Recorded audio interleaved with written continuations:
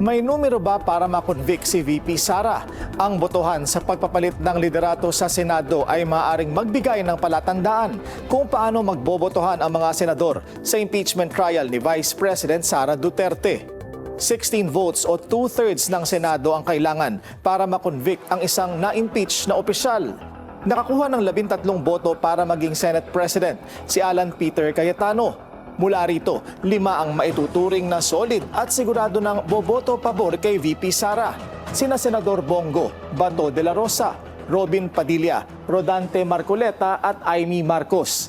Idagdag pa ang magkapatid na Cayetano na sina Alan Peter at Pia.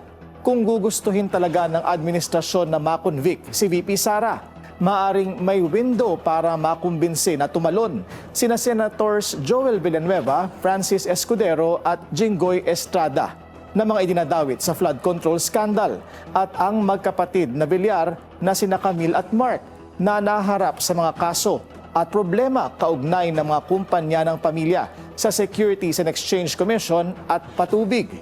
Swing vote din na maituturing si Senator Loren Legarda na ilang beses nang papalit-palit ng kakampi pero orihinal na kaalyado ni dating SP Tito Soto. Posibleng barahan ng administrasyon laban kay Legarda ang mga kasong hinaharap ng anak na si Batangas Congressman Leandro Leviste kaugnay ng solar companies nito.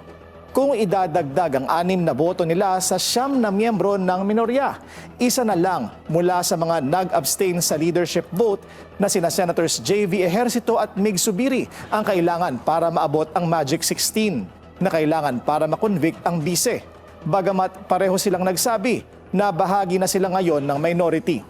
Lahat ng yan mangyayari kung talagang personal na makikialam si PBBM sa kaso at isasangkalan at gagawing barahan niya ang mga kasong hinaharap ng ilan sa mga senador kapalit ang kagustuhang mapatalsik ang bise at kung di sila kayang makumbinsi ng ebidensya lamang. Yan din ay kung walang miyembro ng minorya ang tatalon pa sa majority. Sa huli, may papel pa rin ang taong bayan na siyang huhusga kung magiging katanggap-tanggap ang desisyon ng mga ibinoto nila at siyang makakakita kung ang mas naging matimbang para sa mga senador ay konsensya o politika. Basta may issue na dapat himayin at kwentong dapat unawain, I will explain.